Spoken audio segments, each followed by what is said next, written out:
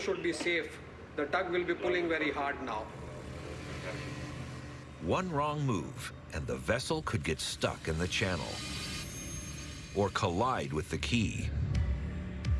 Halfway through the maneuver, the hull comes within just a few feet of the dock.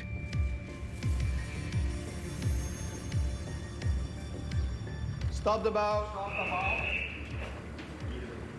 We cleared by about 15 meters forward clearance.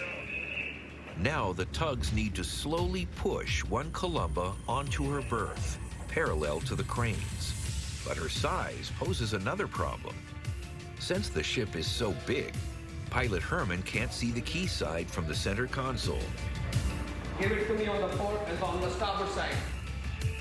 Luckily, one Columba is specially designed for this type of situation. The ship has an extra long bridge that stretches across the width of the boat to help pilots see from each side. Each end has a set of instruments that control the main engine and bow thrusters, complete with a mini ship's wheel. Captain, we let go. The tugboat is going to push in the side. Strong tidal currents are pushing the ship into the quay. Captain Kana has taken control of the engine and bow thrusters. Pilot Herman is trying to coordinate the powerful supporting tugs.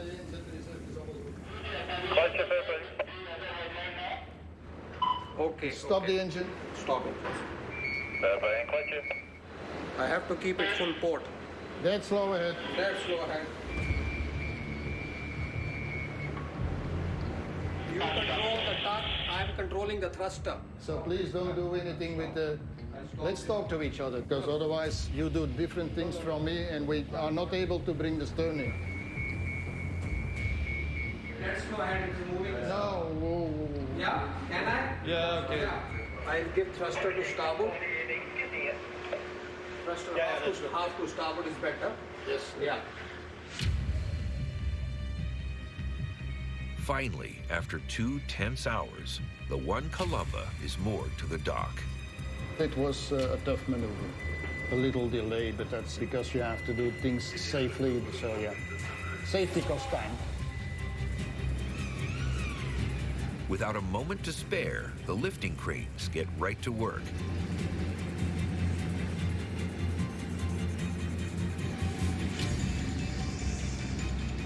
Chief Officer Ayush Gangrade is overseeing loading operations. I'm doing a check on dangerous cargo or the hazardous containers. First on his checklist is to assess the ship's most precious cargo containers, the refrigerator or reefer units. These containers carry perishable food and temperature-controlled medical supplies. So it's imperative that the reefers are working properly. Over here, for example, the set temperature is minus 18 degrees Celsius and the unit is maintaining minus 17.6. So it is within the range and you can see the reefer smiling right now. It's quite funny, but it's very easier to read. As second in command, Ayush must ensure the ship and cargo are safe. But on this voyage, there's more than that at stake for Ayush. My wedding is planned on 24th of June and everything is set. The venue is booked, the guests have been called for, but the ship is already delayed. And our problem is my wedding is on 24th and I am just reaching Singapore port on 20th of June. Each and every delay, my heartbeat goes like pum, pum, pum, pum, pum, pum, pum. The ship is already 3 days behind schedule, so delays are not an option. But 30 minutes into loading, a vital piece of equipment unexpectedly breaks down. Yeah, now we have a technical problem. It doesn't move anymore.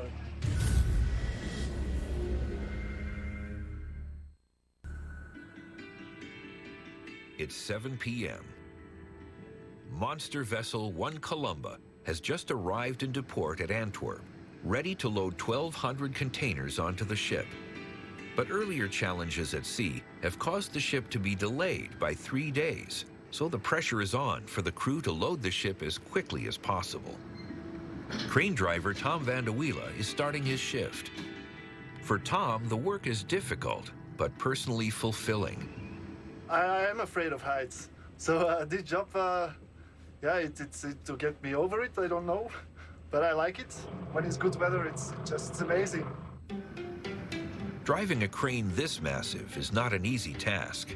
Tom operates his crane from a cabin located more than 150 feet above the ground. By working at this height, Tom is exposed to all the elements, but at this vantage point, he can see every container that needs to be loaded onto the ship.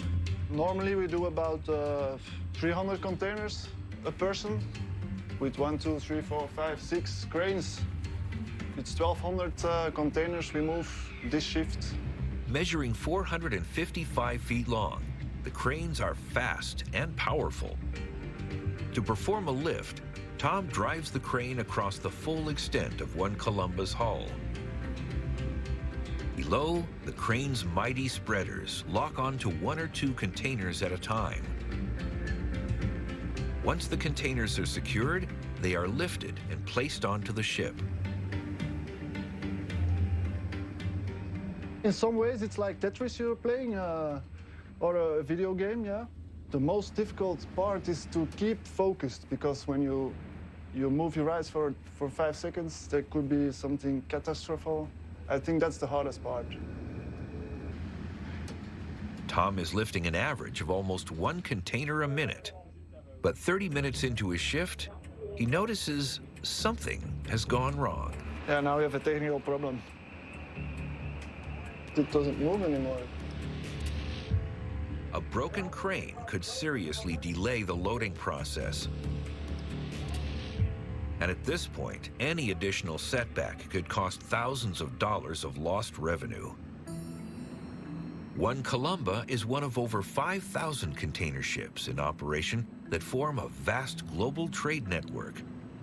These massive vessels not only keep their local economies lucrative, but they connect countries, markets, and businesses worldwide, allowing each to buy and sell goods at an incredibly fast rate. But none of this would be possible without one ingenious invention: the shipping container. Until the 1950s, cargo was transported in bags, barrels, and crates. It took weeks to load a ship by hand, making international trade too expensive and impractical for many businesses. Then, in 1956, transport entrepreneur Malcolm McLean had an idea that would change the industry forever. He proposed that an old World War II oil tanker be converted into a shipping vessel, carrying 58 containers from Newark, New Jersey to Houston, Texas. By eliminating the need for repeated handling of individual pieces of cargo, larger shipments could be transported from one location to the next faster than ever before. This innovative idea not only maximized the use of space on ships, but also decreased the cost of freight transportation. By 1968, the size of containers became standardized. This allowed containers to travel on any sized truck, train, or ship, transforming how people imported and exported products from one country to another. Now, manufacturers needed a reliable waterway to transport their goods globally. The renowned Panama Canal was the answer. This man-made canal that served as the gateway between the Atlantic and Pacific Oceans offered shippers an inexpensive way to transport goods in a short period of time. By 2016, the canal was widened to accommodate larger container ships. Among them was the One Columba. Back in Antwerp, the broken crane is costing the crew valuable time and money. It doesn't move anymore. Engineers are furiously trying to find the problem. Tom thinks he knows what's wrong. The V-shaped arms at the front of the spreader may have been knocked out of alignment and are no longer responding to his controls. I don't know if you can see the two V's, they were a little bit open. So when I go in a shaft, they could catch something and damage the containers. Engineers try manually opening the V-shaped arms. And they're in luck. This resets the device, so Tom can open and close them from his cab.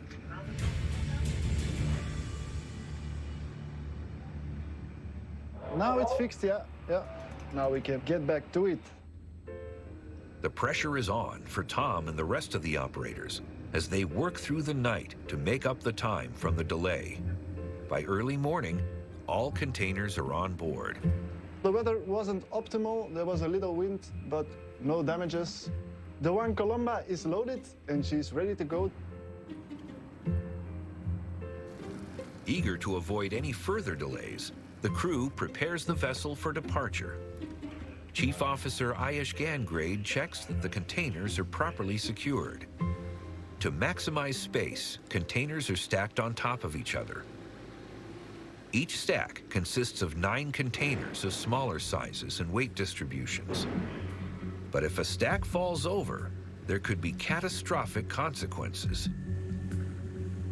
In the early days of 2019, along the same route One Columba is currently traveling on, Coast Guards had to rescue the crew of a container ship, the MSC Zoe, after her cargo stacks collapsed, sending 345 boxes across the ocean. For Ayush, the recent disaster is a reminder to check every lock thoroughly to ensure each container is properly secured. All the boxes which are loaded on deck are held by the base locks in position. So this is a locked position and this is an unlocked position. So if this is not locked properly, then the entire stack get loosened up because nothing is holding her back, right? So the base lock can come off if the weather is not good, if vessel is rolling too much. These boxes could jump off. And it's not just the base locks that need to be safeguarded. Each container must be fixed to the one above it using a steel twist lock. The other twist locks are automatic. They fit inside the bottom container and the top container. The bottom 3 containers are strapped to the ship using steel lashings. These heavy metal rods hook to the corners of the container, keeping the stacked container towers from falling over. Each is tightened by twisting a turnbuckle. The lashing pattern on the ship is cross-lashing on each of the containers. So these lashing bars are adjustable type. I can hook over here, over here. The twist locks are in place, so it's good to go. But there's still one more item to take aboard, and it's a monster. A gigantic engine exceeding 125,000 pounds. So big it will occupy as much space as 50 standard-sized containers. Overseeing the delivery is Operational Supervisor Peter Hauben. The piece is not possible to fit inside a container. It is a very sensitive piece, so it has to be very secure. The jumbo-sized cargo is worth millions of dollars, but its enormous price tag isn't the only concern. It weighs 57 tons, and that's a bit more than the normal weight the crane can handle. If you take a crane that cannot hold that much amount of tonnage, the thing comes crashing down.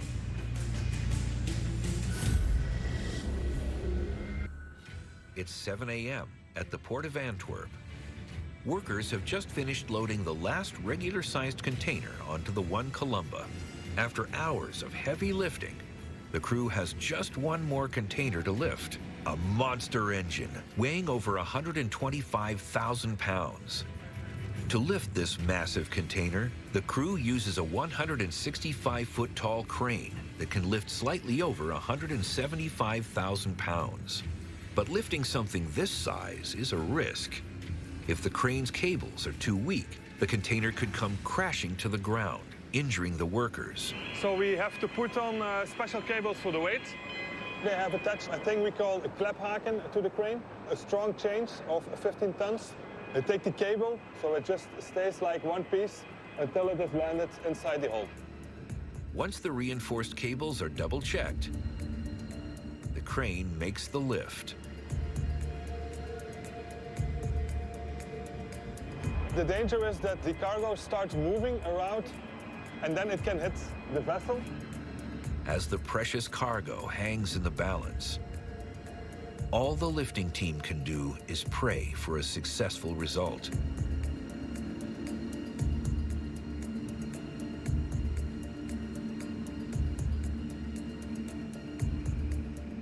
one last push.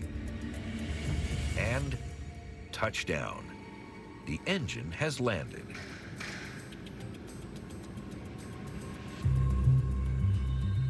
Now fully loaded with containers of valuable cargo and reefers with perishable items, One Columba's crew prepares for departure.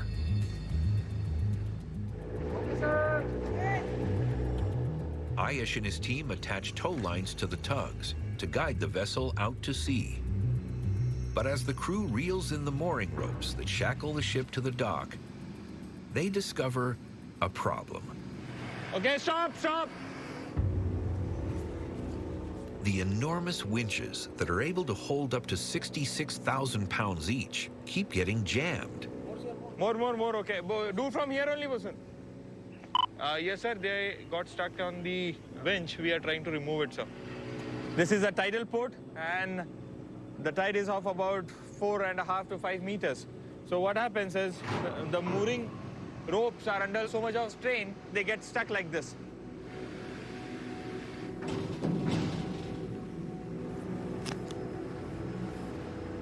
Slack more and engage that one also. Engage. The falling tide has lowered the ship, pulling the ropes so tight that they're stuck in the winches. Until they're unknotted, the ship can't leave port. Bridge, forward, tug line, made fast. Bosan, wait. Arya more. Ayush has an idea. If they reverse the winches, it may loosen the ropes, causing the knots to release. But each rope weighs over 1,000 pounds, so one wrong move could cause catastrophic damage. Okay, move. Steve, clear of the rope. Okay, take a turn. Yeah. Oh, one more, take one more. We have high currents over here. Tugboat was already taking some weight on her line and trying to pull the bow off. In spite of us slacking the ropes over here, the lines got stuck. They take a lot of weight, so that is why we need to stay cautious. Bosun, help them. The crew tries to loosen the ropes again. The tugboat is already pulling. And this time, it's a success. Finally, the ropes are unknotted. One Columba can now leave Antwerp and make the 490-mile journey to her next port of call in Hamburg, Germany. To make up for lost time, Captain Kana fires up the engines to full speed at 23 knots and sails through the night. 5:30 a.m. the next morning. The One Columba is back on schedule and is approaching the port of Hamburg. But in order to get into Germany's largest port, the ship will have to travel under a bridge, which is lower than the ship itself. We will be entering the harbor limits of Hamburg. This structure which is showing is the bridge. So we need to pass under the bridge which has a restriction of height. The bridge stands 165 feet above sea level, and fully loaded, the One Columba sits 170 feet above the water. It's an impossible maneuver. But at this point, there's no turning back. Preparing up for passage under the bridge right now. It makes all of us very nervous because it's a very narrow clearance.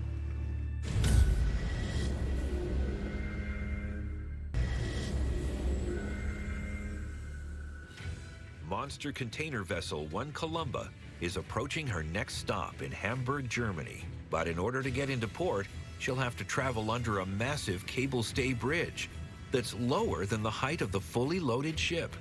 Captain Kana must expertly judge the tide and figure out how to shrink the height of the ship. I have to lower my 6 antennas, go clear of the bridge. To accomplish this tricky maneuver, Captain Kana instructs the crew to take down the 2 light posts, 3 radio antennas, and the radar, which will reduce the ship's height by nearly 15 feet. But even though the crew can control the height of the ship, they can't control the water. Tidal waters rise and fall in ways that are not always predictable. At this point, any miscalculation could cause catastrophic damage. Preparing up for passage under the bridge right now. It makes all of us very nervous because it's a very narrow clearance.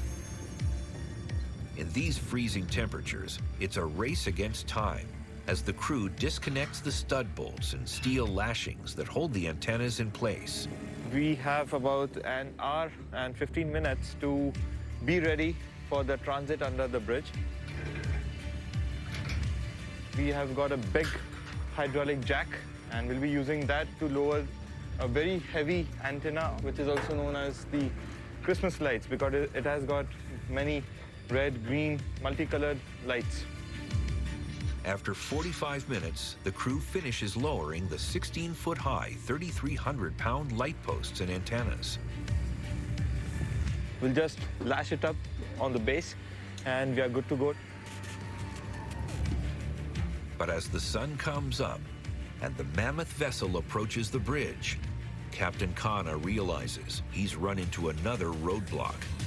We have lowered 6 antennas already, so normally should have passed with 2 meters, but now as pilot tells me that tide is higher. High tide could lift One Columba, so she collides with the bridge, causing damage to both ship and the overpass. As the bridge looms ahead, the crew takes a deep breath. It's down to Captain Khanna's calculations.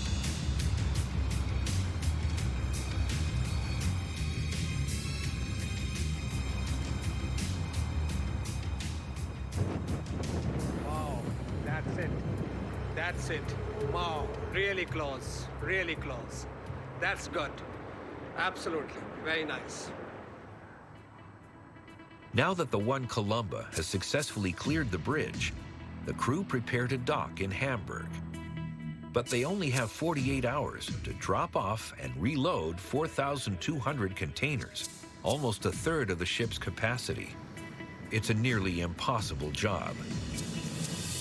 Halfway through loading, they run into a problem.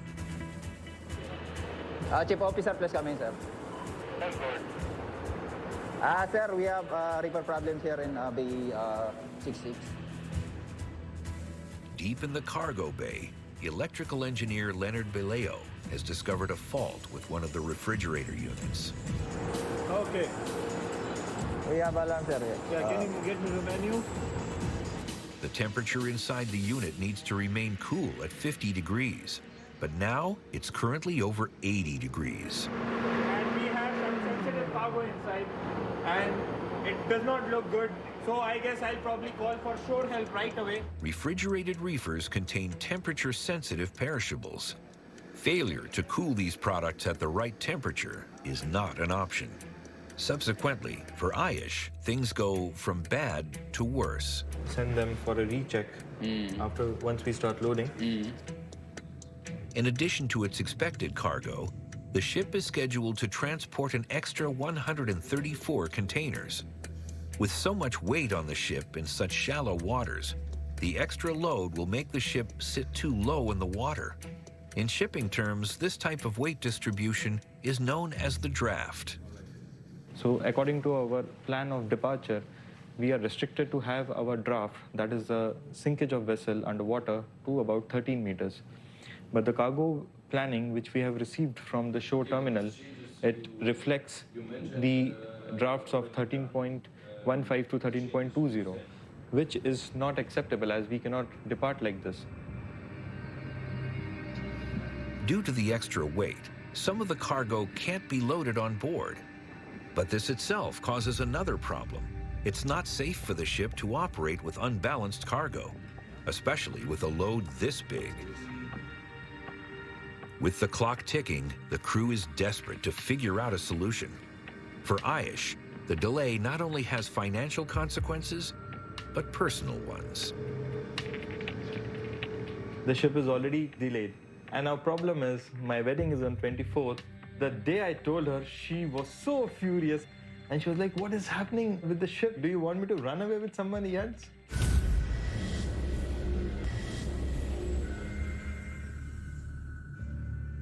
One Columba is docked at the port in Hamburg, Germany. After multiple delays and container breakdowns, the crew is desperately trying to make up for lost time. Up on the bridge, Captain Kana is trying to save the perishable cargo inside the broken freezer unit from spoiling. So you will gonna repair the reefer and bring it back here again. All right, all right. The broken reefer container can only be fixed on land, and the container is at the bottom of a large stack. My only concern is 47 containers to discharge and reload. This may affect my schedule also, departure Hamburg. The maintenance team has less than 24 hours before departure to repair the broken container, so the entire crew is feeling the heat. We have all decided to discharge this container ashore, make the repairs, and we will load it back. Ayush is concerned. Rebalancing the cargo will take time they don't have. We will have to probably shift some cargo from aft part of the ship to the forward to make her even keel, that is, she's equally sunk from forward and aft.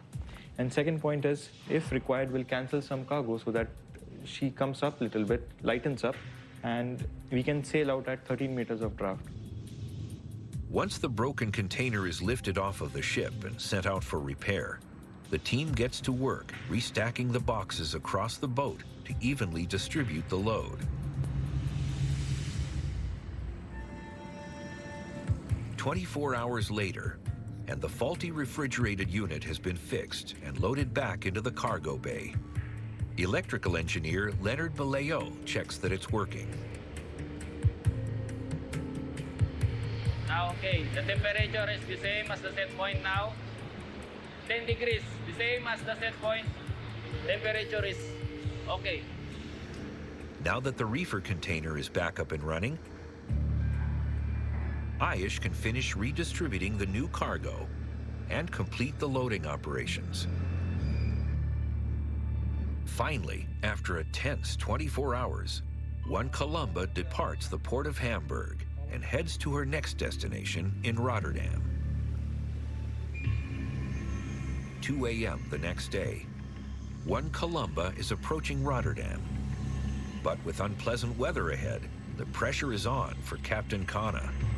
My ship arrived fully loaded here, stacks up to 9-tier high on the deck. With strong wind conditions, I'm being pushed by the wind. Gale force winds are battering the bow. To dock the ship, Captain Kana calls for assistance. Tugboat Captain Dennis Coy is driving one of 4 vessels that's on its way to help bring One Columba in. The weather conditions is a very strong wind. The pilot, he's kind of scared it goes wrong because the wind is coming inside the harbor is extremely dangerous. The tugs have to get within touching distance to connect to the ship. We're going to approach her on the bow for connection.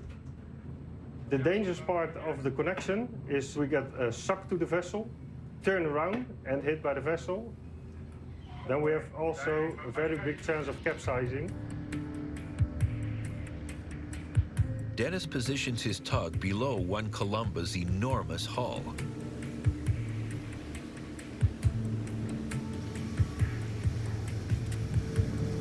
It's a risky maneuver, but it'll hopefully put his tug close enough to catch the guide rope.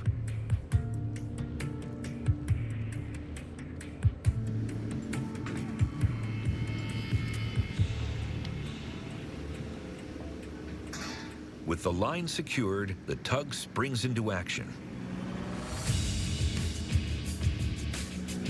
Each tug has 2 massive engines generating 5,000 horsepower. But One Columba weighs nearly 400 million pounds. Even with 4 tugs working at the same time, it's a challenge to land her safely. And in winds this strong, One Columba's height poses another problem. The stacks of containers on board can act like a sail, which could pull the ship off course. If the wind will catch her and we cannot hold it, then she's going to crash and probably will get a hole inside the hull, and this is what we don't want.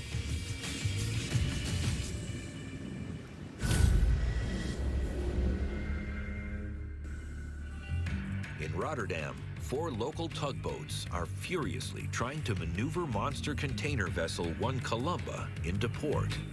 Dead slow ahead, wheel hard a port. As the ship battles the wind, Captain Kana instructs the crew to go full throttle on the bow thrusters to force the ship to turn. Thruster full to port. As the ship swings around, the tugs fight to keep her from crashing into the dock. Dennis disconnects from One Columba's bow, moving to her side to push the vessel around. Deurbel, stop. Eventually, the crew aligns One Columba to the quay, without a moment to spare. As the sun rises, the crew has just 48 hours to unload 3,500 containers and load another 1,500 before the ship is scheduled to depart.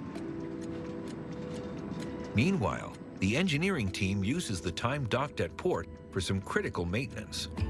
Work that can only be done while the ship is stationary. Overseeing the job is first engineer Amit Kumar.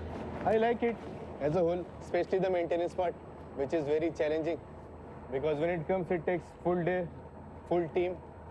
My team is perfect. Over 40 feet tall by 59 feet long, One Columba's giant 2-stroke diesel engine has 9 cylinders with 3 turbochargers that can power the ship up to 57,000 horsepower. That type of power is equivalent to nearly 70 Formula One car engines. Amit and his team are preparing for one of their most dangerous tests, a crankshaft case inspection. But unlike fixing a car engine, the team must climb completely inside the engine to perform the mechanical testing. Chamber of the engine is very slippery because it is full of lube oil. So we have to be careful on that part. The hollow chamber is where the 12-foot-high pistons attach to the 59-foot-long crankshaft. The pistons move up and down as the crankshaft converts this vertical energy into rotating movement to turn the propeller. But the motor will only run smoothly if the components are perfectly aligned. If they aren't, they'll grind each other apart. I have to check the presence of any metal particles over there, so it is very slippery. Evidence of metal particles is a warning sign that parts are not aligned properly. This is our sump for the main engine. It looks quite nice. Now I will check the main bearing for any wear down or any presence of white metal particles. So I just put my hand to see if there has been some metal deposit, any wear down of the bearing. It looks very nice to me. There is no metal particles. And also the top portion of the crankcase looks quite nice to me. The crosshead is in good shape. Connecting rod looks nice. To check the back of the device, the shaft must be rotated. But this means powering up the engine while Amit is inside.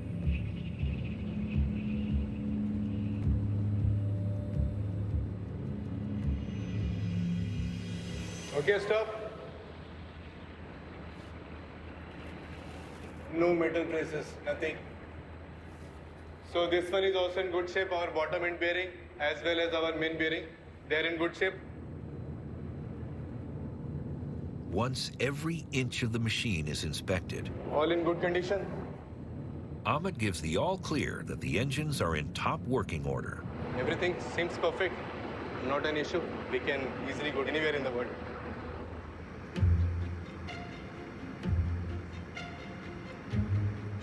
Up on the bridge, Captain Kana receives some good news. The crew has successfully completed reloading, and all the new cargo containers are now safely on board. One Columba can leave Rotterdam and travel to England before heading back to Asia through the Suez Canal. Okay, everything here? PT, engines, all here. Good. It's been a difficult voyage, but the crew and ship have handled every challenge like pros. It has been tough, but Columba has really a great show. No injury, no damage. The Columba has done as per all the requirements which a vessel must do. As the ship heads further into the ocean, Captain Kana is able to make up for the lost time. One Columba will complete another successful global round trip, and Ayush will make it back home in time to marry the woman of his dreams.